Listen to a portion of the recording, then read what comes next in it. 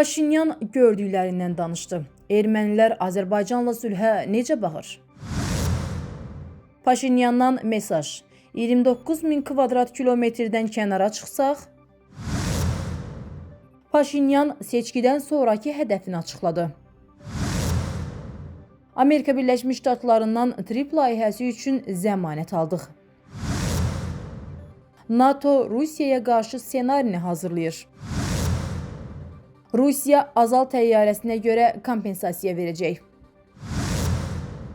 Ermənistana sülhün gəldiyi özünü gözlədiyimdən daha güclü şəkildə göstərir. Bunu İrəvanda və bölgələrdə vətəndaşlarla görüşlər zamanı hiss edirəm.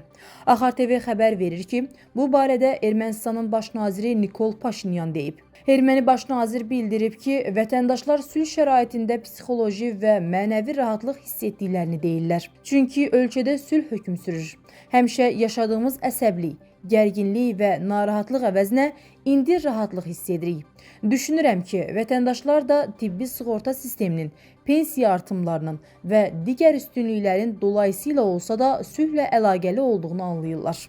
Paşinyan qeyd edib ki, sülhə inan olmasaydı və hakimiyyətin yeni eskalasiya gözləntiləri olsaydı, sosial sektora bu qədər pul ayrılmazdı.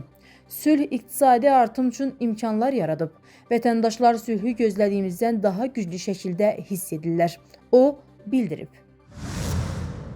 Ermənistanın baş naziri Nikol Paşinyan parlamentdə çıxışı zamanı müxalif qüvvələrin mövqeyini kəskin tənqid edib. Axar TV xəbər verir ki, baş nazir bəzi siyasi qüvvələrin Ermənistanın yalnız beynəlxalq səviyyədə tanınmış 29.743 kvadrat kilometrlik ərazisi ilə məhdudlaşmamalı olduğunu iddia etdiyini və bu yanaşmanın açıq şəkildə təbliğatını apardıqlarını bildirib.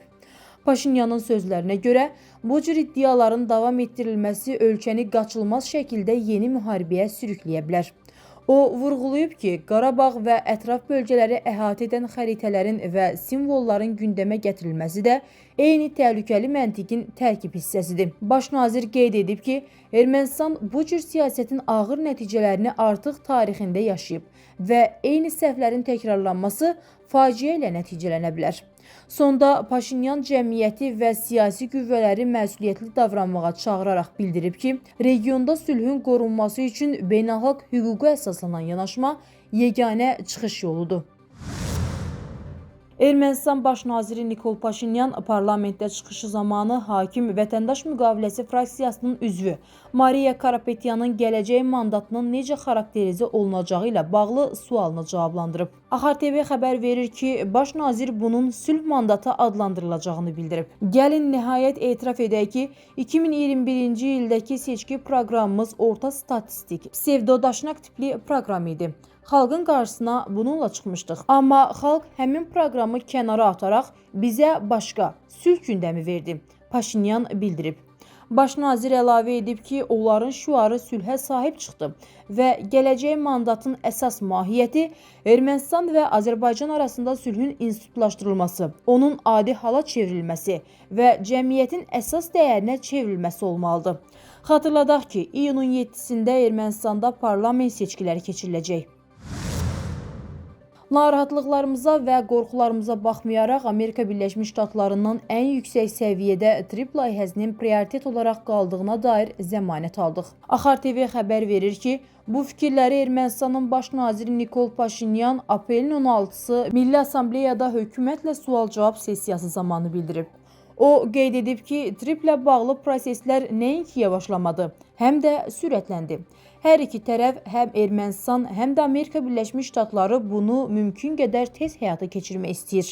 Daha çox deyə bilərik ki, son bir neçə gündə xüsusilə elektrik xətlərinin çəkilişi, tikinti işlərinin planlaşdırılandan daha tez aparılması imkanları və ümumiyyətlə proseslər yetkinləşir. Və şübhəsiz ki, həm Ermənistan, həm də Amerika Birləşmiş Ştatları proqrama mütləq prioritet kimi yanaşırlar. Bundan əlavə, indi hamımız onun iqtisadi əhəmiyyətinin nə qədər artdığını təsəvvür edə bilərik. və mən bu qeydə görə çox şadam. Həmçinin qeyd etməkdən məmnunam ki, Azərbaycanın da proqramlara oxşar marağı var. Çünki Azərbaycan haqqında danışanda bir çox insan deyir ki, Azərbaycan tripdə iştirak edəcəkmi? Xeyr, biz aydınlaşdırırıq ki, trip sadəcə bir bağlı sərhəddən digərinə keçə bilməz. Həmin sərhədlər hər iki tərəfdə ünsiyyət olması üçün açılmalıdır və qeyd etməkdən məmnunuq ki, Azərbaycanın da oxşar yanaşması və marağı var, deyə Paşinyan bildirib. O, Ermənistanın maraqlarının da göz qabağında olduğunu vurğulayıb. Praktikada gündəlik işlər görülür və elə bir iş günü yoxdur ki, mən triplə bağlı hansısa mövzuya toxunmayım. Heç bir göstəriş verməyim. O cümlədən prosesdə iştirak edən digər hökumət üzvlərinə. Əlbəttə ki, narahatlıqlar var idi, amma indi tam əksinədir. Bu dövrdə Amerika Birləşmiş Ştatları hökuməti və Ermənistan hökuməti üçün prioritet səviyyəsi yalnız artıb və mənim proqnozum budur ki, yaxın gələcəkdə cəlb olunma, maraq və həyata keçirilmə tempi yalnız artacaq, baş nazir bildirib. NATO Finlandiyada Rusiya ilə münaqişə üzərində işləyir. Axar TV xəbər verir ki, bunu Rusiyanın Finlandiyadakı səfiri Pavel Kuznetsov deyib. Finlandiyada NATO'nun böyük birləşmələrini əhatə edən və Rusiya ilə silahlı münaqişə üçün müxtəlif təxribatçı ssenariləri məşq edən hərbi təlimlərin miqyası və sayı artmaqdadır. O bildirib. Səfir qeyd edib ki, Finlandiya özünü Rusiyadan dəmir pərdə ilə ayırıb.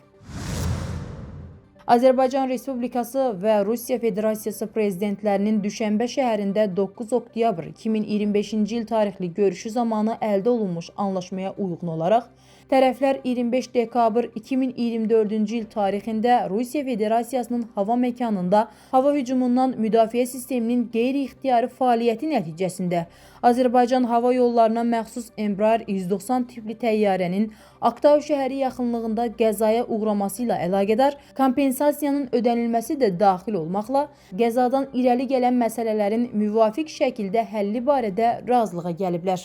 Axar TV xəbər verir ki, bu barədə Azərbaycan Respublikası Xarici İşlər Nazirliyinin və Rusiya Federasiyası Xarici İşlər Nazirliyinin birgə bəyanatında deyilir. Bildirilib ki, atılan addımlar müttəfiqlik qarşılıqlı fəaliyyəti çərçivəsində faydalı əməkdaşlığın daha da inkişaf etdirilməsi istiqamətində tərəflərin ortaq səylərini nümayiş etdirir. Əminik ki, Azərbaycan-Rusiya münasibətlərinin qarşılıqlı hörmət, etimad və tərəflərin maraqlarının nəzərə alınması əsasında davamlı inkişafı, bundan sonra da mehriban qonşuluq münasibətlərinin möhkəmlənməsinə və iki ölkənin xalqlarının mənafeyi naminə əməkdaşlığın genişlənməsinə töhfə verəcək. Təyyarə qəzası nəticəsində həyatını itirmiş şəxslərin ailələrinə və yaxınlarına bir daha dərin hüzünlə başsağlığı verir və faciədən zərər çəkmiş hər kəslə bu əvəzolunmaz itkinin ağrı acısını bölüşürük. Bəyanatda qeyd olunub.